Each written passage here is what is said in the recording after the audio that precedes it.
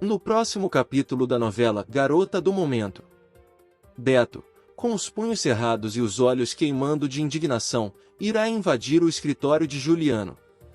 Você acha mesmo que vai manipular a Beatriz como se ela fosse um dos seus joguetes baratos, Juliano? Beto dirá, sua voz ressoando como um trovão no ambiente silencioso. Juliano, sentado atrás de sua imponente mesa, apenas erguerá os olhos, com aquele sorriso frio que faz o sangue de qualquer um gelar. Ele ajustará os punhos da camisa como se estivesse se preparando para uma partida de xadrez. Manipular? Não, meu caro. Eu ofereço oportunidades. Se Beatriz é sensata, saberá reconhecer um bom acordo. Beto ficará ainda mais furioso, seus passos ecoando no chão de madeira encerado enquanto ele avança na direção de Juliano. Você está brincando com a dignidade de uma mulher honrada. Sua ação judicial contra Vera é apenas uma desculpa para isso. Beatriz jamais se rebaixará ao nível de aceitar um trabalho seu. Juliano, sem se abalar, se levantará lentamente. Ele será o retrato do calculismo, com seu terno impecável e ar de superioridade. Não se trata de rebaixamento, mas de sobrevivência. Se Vera quiser salvar o clube Gente Fina, sua adorada Beatriz terá de fazer sacrifícios. Eu ofereci a saída. O que você oferece, Beto? Palavras inflamadas? A tensão será quase palpável, e o silêncio entre as frases parecerá durar uma eternidade. Juliano jogará mais lenha na fogueira, com uma ironia afiada como navalha. E diga a Beatriz que, caso ela hesite muito, a proposta pode expirar. Minha paciência tem limites. Beto avançará ainda mais, sua respiração pesada, os olhos fixos em Juliano como se estivesse prestes a explodir. Você é um covarde, Juliano. E covardes sempre encontram seu fim. Enquanto isso, na outra ponta da trama, Yolanda, ao saber da chantagem, correrá para avisar Beatriz, mas encontrará portas fechadas e criados que nada saberão dizer sobre onde ela está. Yolanda, desesperada, murmurará para si mesma enquanto ajusta o véu que cobre seu chapéu elegante. Eu sabia que Juliano não prestava, mas isso é um golpe baixo, até mesmo para ele. A cena culminará em um silêncio pesado quando Beto sair do escritório, mas não antes de virar-se na porta e lançar um último aviso. Você pode ter o dinheiro, Juliano, mas nunca terá o respeito. Beatriz não será sua marionete, e eu farei de tudo para provar isso. Do lado de fora, ao som dos passos rápidos de Beto pelas calçadas da cidade, ficará no ar a promessa de que esse embate será apenas o começo de uma guerra entre honra e manipulação. A questão que permanecerá para os espectadores será: até onde Beto estará disposto a ir para proteger Beatriz, e que carta Juliano ainda guarda na manga? Com mistério e revelações pontuais, o capítulo será um verdadeiro teste de lealdades e moralidades, num duelo de palavras e intenções que deixará o público ansioso pelo que está por vir. Celeste estará sentada à sua penteadeira de madeira clara, enquanto o crepúsculo lançará sombras alongadas pelas paredes de seu quarto. As rendas do vestido que ela usará refletirão uma luz pálida, e sua expressão será de puro conflito. Entre os dedos trêmulos, ela segurará uma folha de papel amarrotada, a caligrafia de Edu saltando diante de seus olhos como se gritasse o passado. Você sabia escrever bonito, Edu? Ela murmurará para si mesma, com um sorriso triste, mas será que é sincero?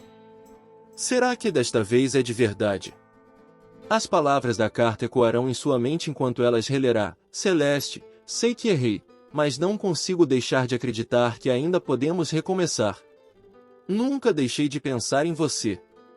Dê-me uma chance. Enquanto isso, no fundo de sua mente, memórias do passado emergirão como fantasmas.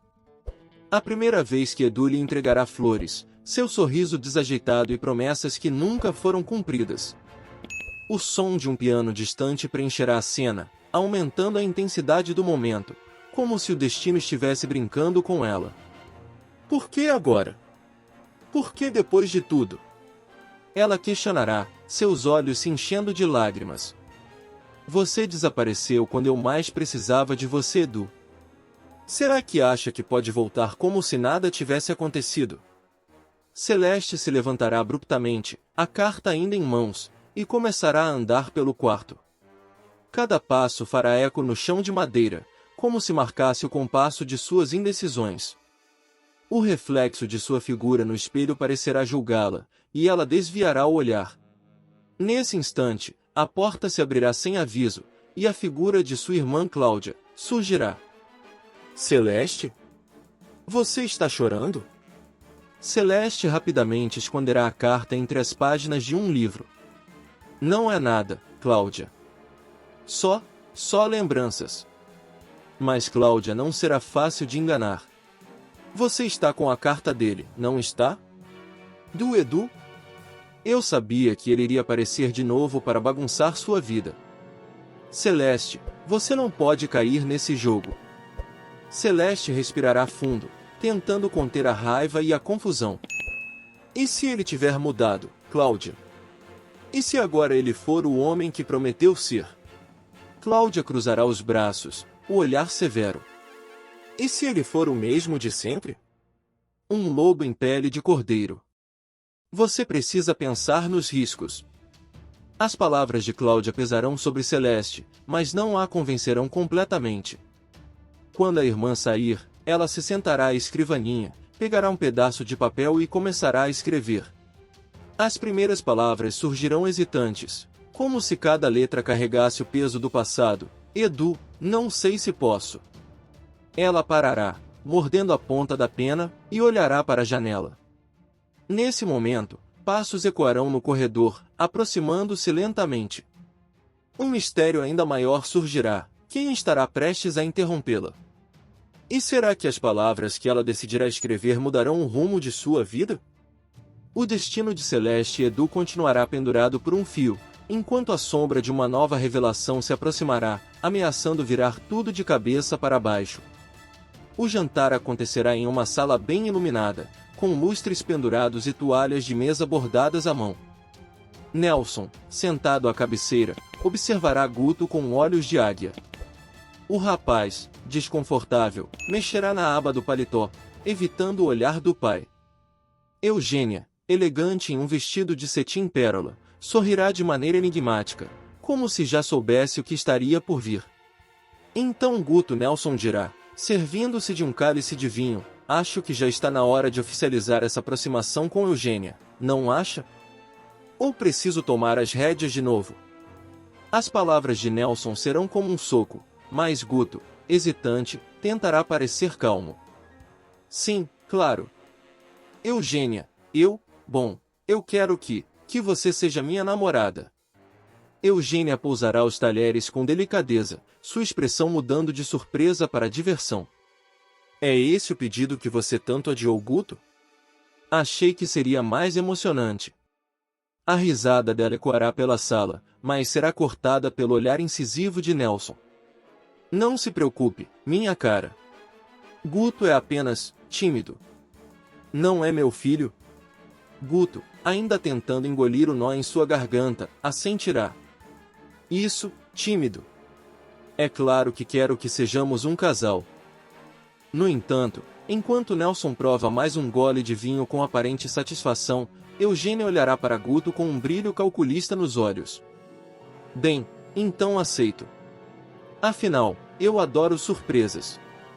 As palavras dela parecerão um enigma, deixando Guto e o próprio Nelson sem saber até onde ela estará disposta a ir nesse jogo de interesses.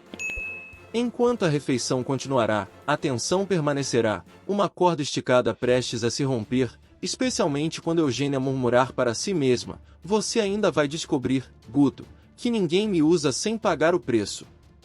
Enquanto isso, no salão principal do clube Gente Fina, Vera e Sebastião estarão sentados em poltronas de couro desgastadas, em frente à lareira. O ambiente, outrora repleto de música e risadas, estará silencioso, exceto pelo estalar das chamas. Na mesa de centro, um maço de papéis repousará como um aviso sombrio do que está por vir. Sebastião segurará a testa exausto. Os números não mentem, Vera. Se não conseguirmos o dinheiro, o Gente Fina vai cair nas mãos daqueles agiotas.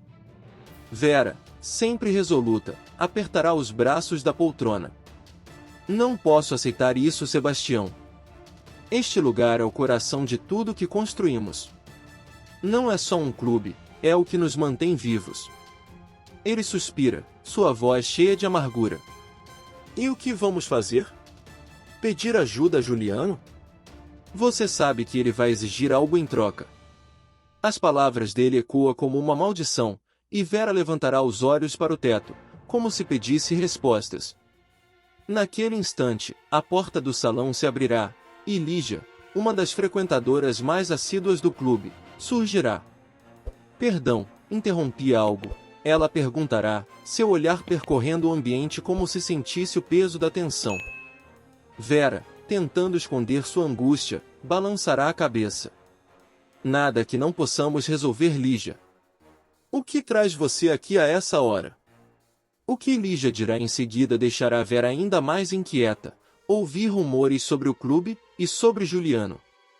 Achei que vocês deveriam saber. As palavras dela serão o estupim de um novo dilema, mas antes que ela continue, um barulho vindo do andar de cima interromperá a conversa. No andar superior do orfanato, Basílio estará fuçando em um armário cheio de objetos antigos. Ele encontrará um rádio velho e, com curiosidade, tentará ligá-lo, mexendo nos fios expostos. Isso vai funcionar, você vai ver, ele dirá para si mesmo, enquanto girará um alicate em suas mãos. No entanto, ao ligar os fios, uma faísca saltará, seguida de um estalo alto.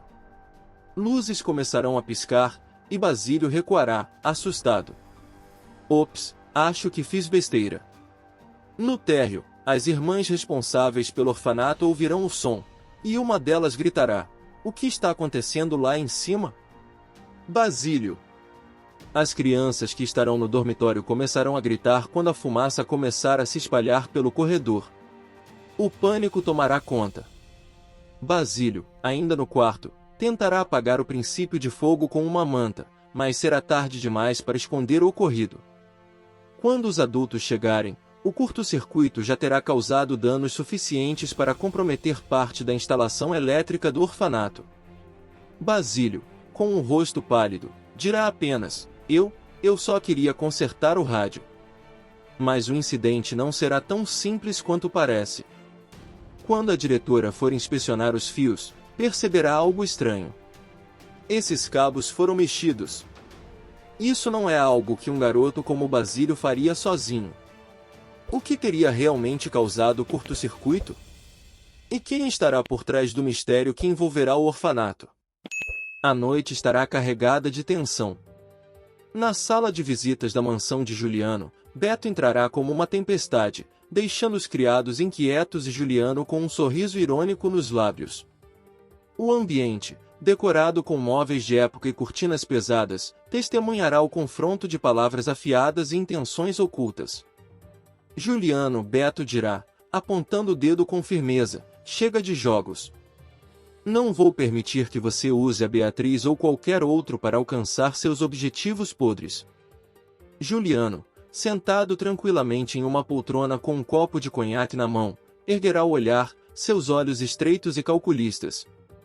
Beto, meu caro, você é um homem apaixonado e tolo. Beatriz tomará suas próprias decisões, quer você goste ou não. Quem é você para ditar o que ela deve fazer? Beto se aproximará, os passos ecoando pelo chão de mármore. Sua voz sairá como um trovão. Você subestima o que sou capaz de fazer para protegê-la. Vou expor cada uma das suas mentiras, Juliano. Cada jogada suja que você faz às sombras. Juliano, sem perder a compostura, dará um gole no conhaque e responderá com ironia, expor? Que palavra forte! Não é uma ameaça, é? Porque se for, eu adoraria ver até onde você consegue chegar antes de se queimar. Enquanto isso, em um beco mal iluminado, Topete estará diante de Carlito, o garçom do clube gente fina, que carregará uma pasta cheia de documentos que parecerão comprometedores. Você acha que pode brincar com fogo e sair ileso, Carlito? Topete dirá, com a voz baixa e ameaçadora.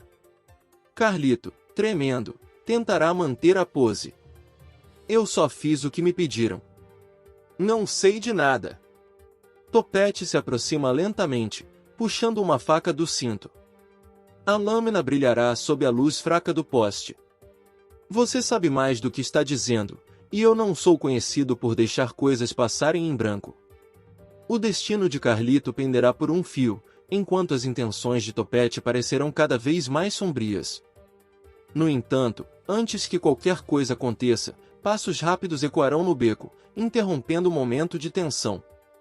Yolanda estará andando apressada pela praça central, com seu vestido rodado esvoaçando ao vento e o rosto preocupado. Um envelope em suas mãos será o motivo de sua pressa. Ela o apertará contra o peito, como se quisesse proteger seu conteúdo de olhos curiosos. Beatriz precisa saber disso, ela murmurará para si mesma, enquanto seus saltos ecoarão pelas pedras do calçamento. Ao chegar à casa de Beatriz, Yolanda será recebida por uma criada que a informará que a jovem ainda não terá retornado. Sem alternativa, Yolanda esperará na sala, segurando o envelope como se contivesse dinamite prestes a explodir. Quando finalmente Beatriz chegar, seus olhos revelarão o cansaço e a preocupação com os últimos acontecimentos. Yolanda? O que houve? Yolanda entregará o envelope, sua expressão grave. Juliano, ele está tentando usar você para garantir que Vera perca o gente fina. Leia isso agora. Beatriz abrirá o envelope, e suas mãos tremerão enquanto seus olhos percorrerão as palavras. Um misto de choque e raiva surgirá em seu rosto. Ele quer que eu aceite trabalhar para ele, em troca de retirar a ação contra Vera? Isso é uma chantagem descarada. Yolanda segurará os ombros de Beatriz, tentando acalmá-la. Você não pode ceder a ele, Beatriz. Se fizer isso, estará se colocando nas mãos dele. Beatriz, porém, afastará as mãos da amiga. E se eu não aceitar, Vera perderá tudo.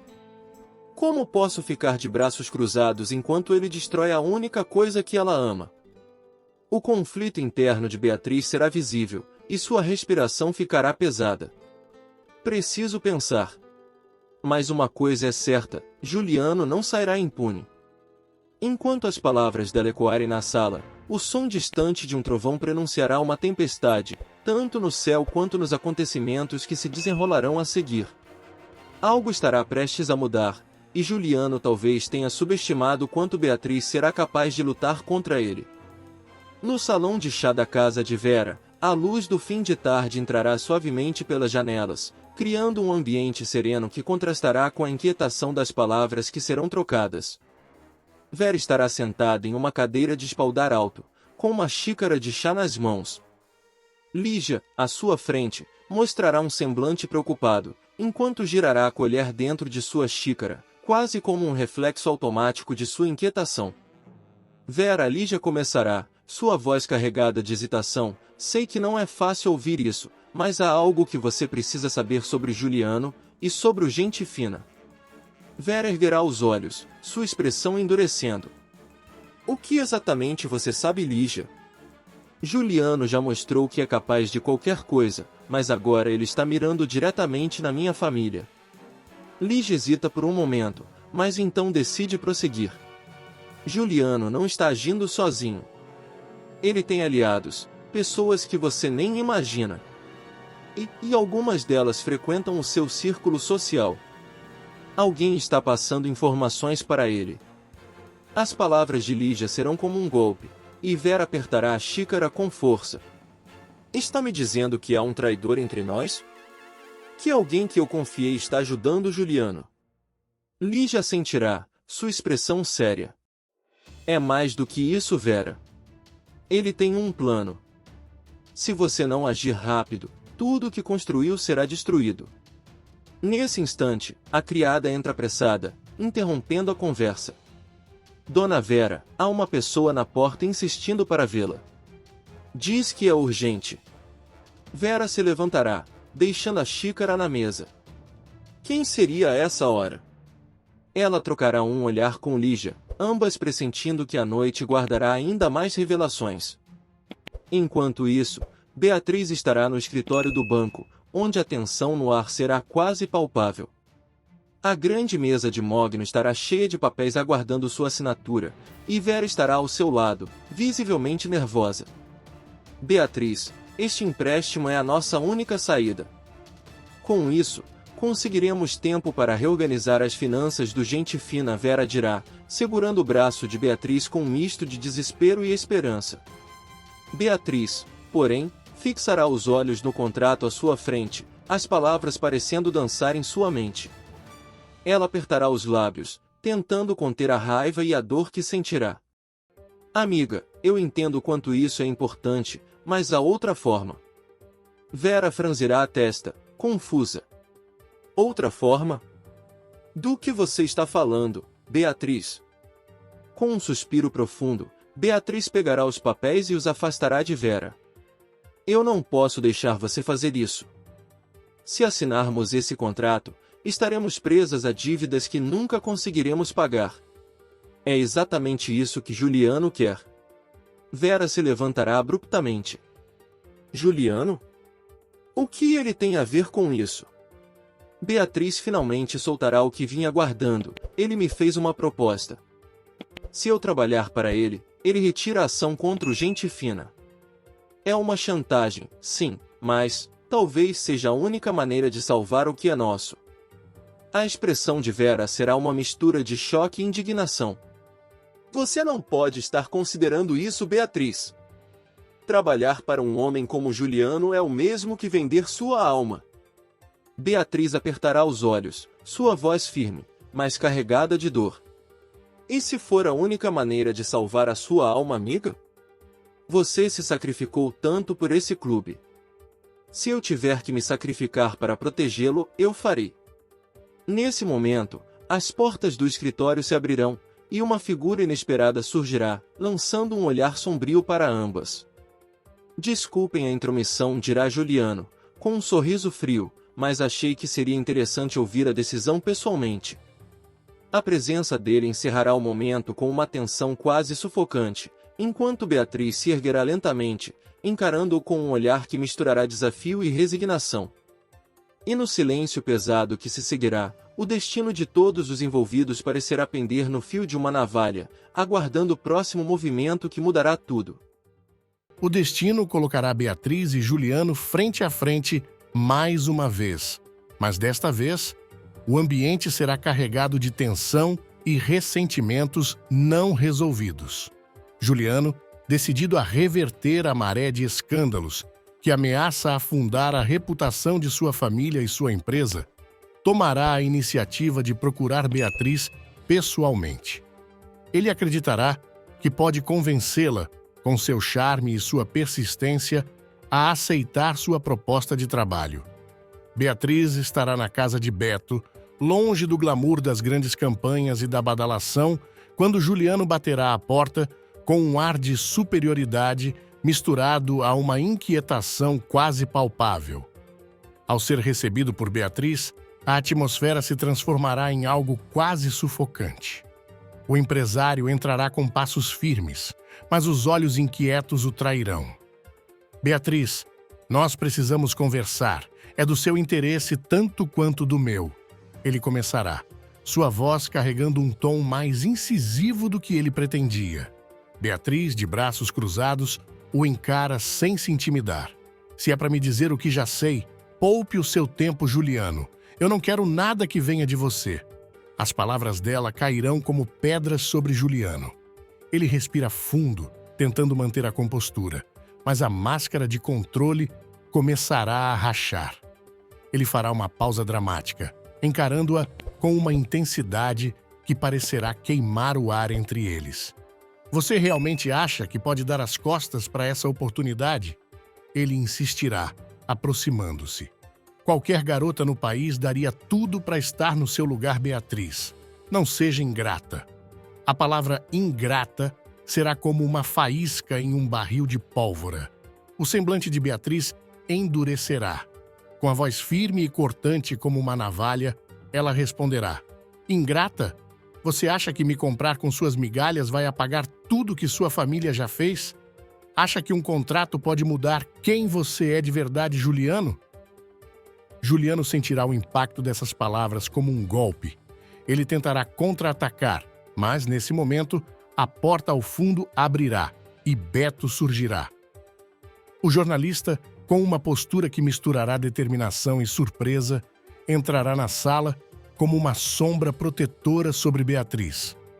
Juliano, isso já passou dos limites, Beto dirá, sua voz ressoando como um trovão inesperado. Se veio aqui para resolver as coisas, precisa aprender a respeitar as pessoas, principalmente Beatriz.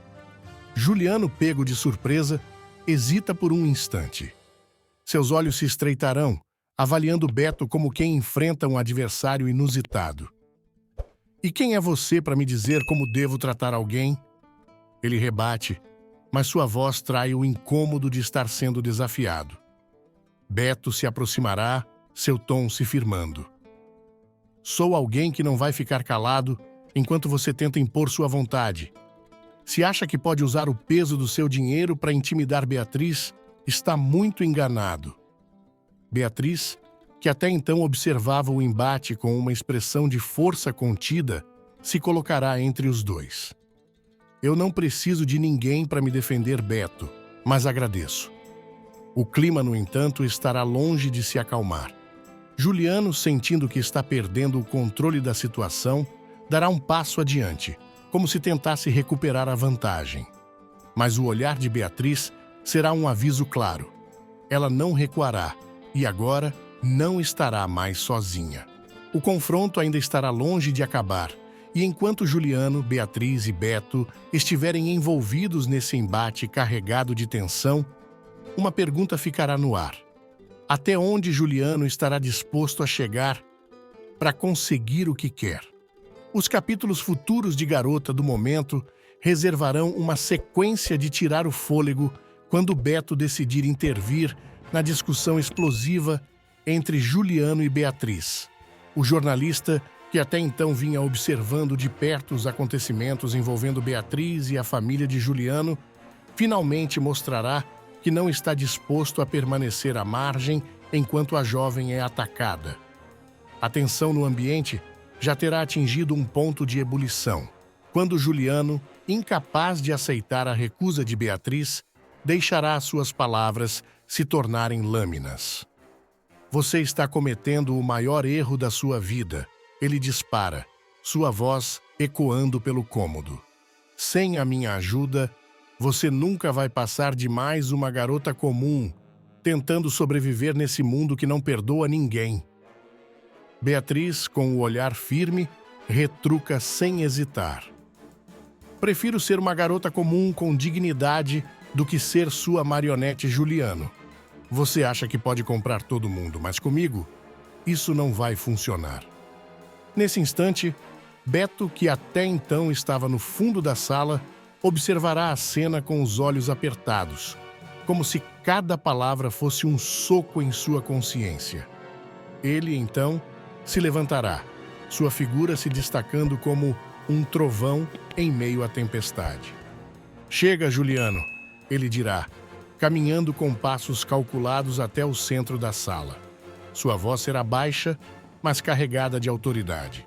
Se você não consegue tratar Beatriz com respeito, então você não merece estar aqui.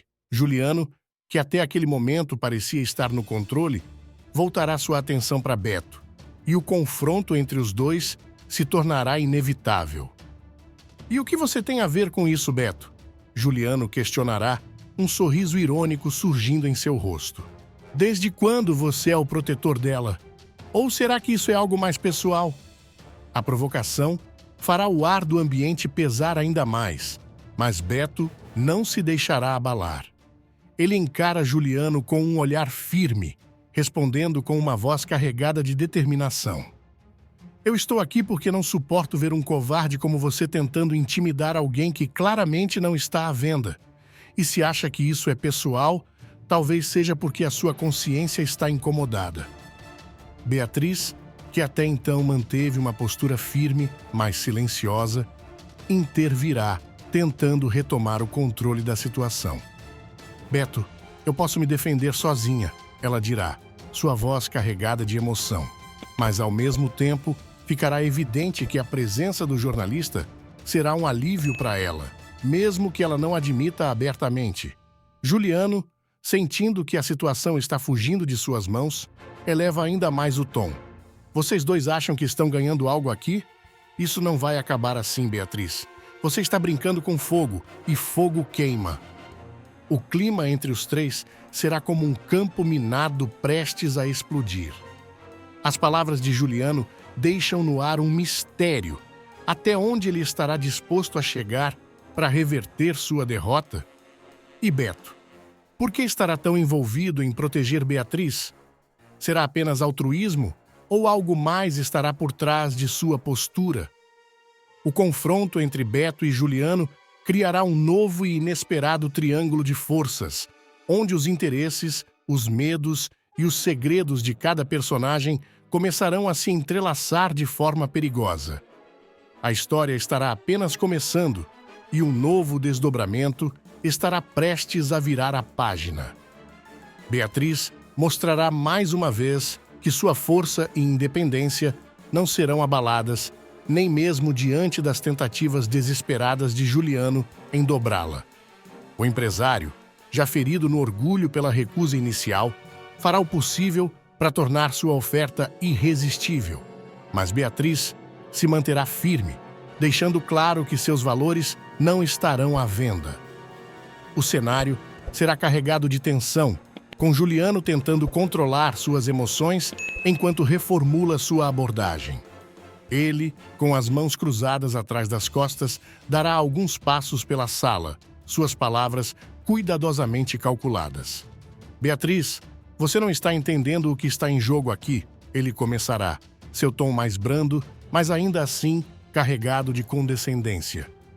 Eu não estou oferecendo só dinheiro. Estou oferecendo uma chance para você mudar sua vida. Uma chance que ninguém mais vai te dar. Beatriz o observará por um momento, seus olhos fixos nele como lâminas afiadas. Quando ela falar, sua voz será calma, mas implacável. Juliano, se a sua ideia de mudar minha vida é me tornar um rosto para encobrir o que a sua empresa representa, então eu passo. Minha vida está muito bem do jeito que é.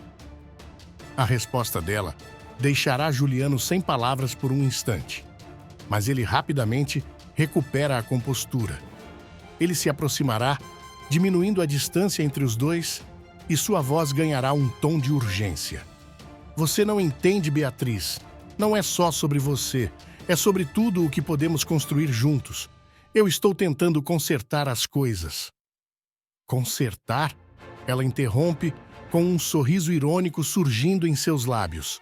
Você acha que me oferecer um contrato apaga o que você fez? Você acha que isso faz de você uma boa pessoa?